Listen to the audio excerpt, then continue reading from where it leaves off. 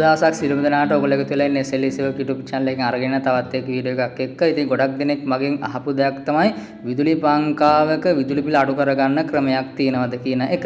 ඉතින් මේක stand fan එකක වුණත් සීලින් ෆෑන් එකක වුණත් මේ ක්‍රමය පාවිච්චි කරන්න පුළුවන්. ගොඩක් දෙනෙක් හරි හැටි අවබෝධයක් නැහැ විදුලි පංකාවක් පාවිච්චි කරන්නේ කොහොමද කියලා. ඒ කියන්නේ විදුලි පංකාවක වේගය වැඩි කරාම විදුලි බිල වැඩිවීමක් සිද්ධ වෙනවද? නැත්නම් කරන්ට් එක වැය වෙන ප්‍රමාණය වැඩිවීමක් සිද්ධ වෙනවද? ඉතින් අද මේක ඔප්පු කරලා පෙන්නන්නම් මේක කොහොමද වෙන්නේ කියලා. ඉතින් මම මේකට ස්ටෑන්ඩ් ෆෑන් එකක් පාවිච්චි කරනවා. ඔයාලට මෙතන බලා ගන්න පුළුවන් වයර් තුන මම සුද්ධ කරගෙන තියෙනවා. අපි මේකට ක්ලිප් ඔන් මීටර එකක් පාවිච්චි කරලා අපි ස්පීඩ් වලට වෙන වෙනම යන ඇම්පියර් රේන්ජ් එක අපි මෙතන සසඳලා බලලා අපි නිගමනයකට එමු මේකේ ස්පීඩ් වැඩි කරාම විදුලි බිල වැඩි වෙනවද කියලා.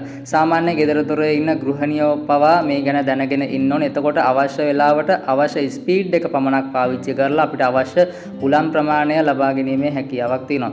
ඉතින් මම මෙතන ක්ලිප් ඔන් මීටර එක ලයිව් කනෙක්ෂන් එකට දාගන්නවා. ඇම්පියර් මනින මීටරයක් තමයි මේ පාවිච්චි කරන්නේ. ඔයාලා දන්නවා ක්ලිප් ඔන් මීටර එක කියන්නේ ඇම්පියර් මනින මීටර එක. මේකට දැන් ලයිව් කනෙක්ෂන් එකට මම ක්ලිප් ඔන් මීටර එක දාගෙන තියෙන්නේ. ඊට අපි දැන් මේ ෆෑන් එකේ පළවෙනි ස්පීඩ් එක ප්‍රෙස් කරලා බලමු අරගන්න ඇම්පියර් ප්‍රමාණය කොපමණද කියලා. දැන් මෙතන ඔයාලට බලා ගන්න පුළුවන් පළවෙනි ස්පීඩ් එක ප්‍රෙස් කරා දැන් ෆෑන් එක ලෝ ස්පීඩ් කරකැ වෙනවා. පළවෙනි ස්පීඩ් එකේ 0.18කට ආසන්න ඇම්පියර් රේන්ජ් එකක් ඔයාලට බලා ගන්න පුළුවන්. මෙතන ස්ටෑන්ඩ් ෆෑන් මෝටර එකට ලබා ගැනීමක් සිද්ධ වෙනවා. ඉතින් මෙතන 0.187ක් වගේ ඇම්පියර් රේන්ජ් එකක් පළවෙනි ස්පීඩ් එක ගත්තා. මේක වොට් 55 ෆෑන් මෝටර එකක්. දැන් මේකේ දෙවෙනි ස්පීඩ් එක මම ප්‍රෙස් කරනවා. දැන් තරමක් දුරට මීඩියම් ස්පීඩ් එකට වැඩ කරන්නේ 0.2.5කට ආසන්න ඇම්පියර් එකක් ගන්නවා. ඒ වගේම අපි දැන් මේ තුන්වෙනි ස්පීඩ් එක ප්‍රෙස් කරලා බලමු. ඇම්පියර් එක 0.223කට ආසන්න ඇම්පියර් එකකට තරමක් දුරට වැඩි වුණා.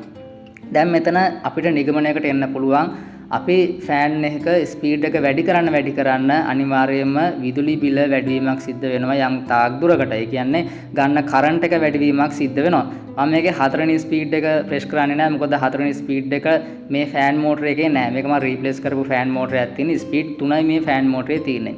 ඒක හින්දා ඔයාලට බලා ගන්න පුළුවන් 1 2 3 ස්පීඩ් වලදී ඇම්පියර් එක වෙනස් වෙන්නේ කොහොමද කියලා. ඉතින් මේකේ මට කියන්න තියෙන පණිවිඩය තමයි ඔයාලට අවශ්‍ය වෙලාවට ස්පීඩ් එක අඩු වැඩි කරගන්න. මේක හැමෝම හයි ස්පීඩ් එකට දාලා තමයි නිතරම පාවිච්චි කරන්නේ. එහෙම අවශ්‍යතාවයක් නැහැ. ඔයාලා මේ ෆෑන් එක කිට්ටුවට අරගෙන ඔයාලට පුළුවන් ලෝ ස්පීඩ් එක දාලා පාවිච්චි කරන්න. එතකොට විදුලි බිල ඉදිරි කර ගැනීමේ හැකියාවක් තියෙනවා. මම හිතනවා ඔයාලට මම කියපු දේ පැහැදිලි වුණා කියලා. ෆෑන් එක වෙනමම විදුලි බිල ඉතු කරගන්න වෙන උපක්‍රම නැහැ. ඔයාලට මේ ක්‍රමය පාවිච්චි කරලා ඔයාලට පුළුවන් විදුලි බිල අඩු කර ගැනීමකට ඔයාලට මේක පාවිච්චි කරන්න. ඉතින් වීඩියෝ එක කියපු දේවල් මම හිතනවා පැහැදිලි වුණා කියලා. මතක තියාගන්න ෆෑන් එකේ ස්පීඩ් වැඩි වෙන්න අනිවාර්යයෙන්ම යන කරන්ට් එක වැඩිවීමක් සිද්ධ වෙනවා. ඒක මතක තියාගන්න. වීඩියෝ එක හොඳයි නම් ලයික් කරන්න, සබ්ස්ක්‍රයිබ් කරලා දිගින් දිගටම එකතු වෙන්න.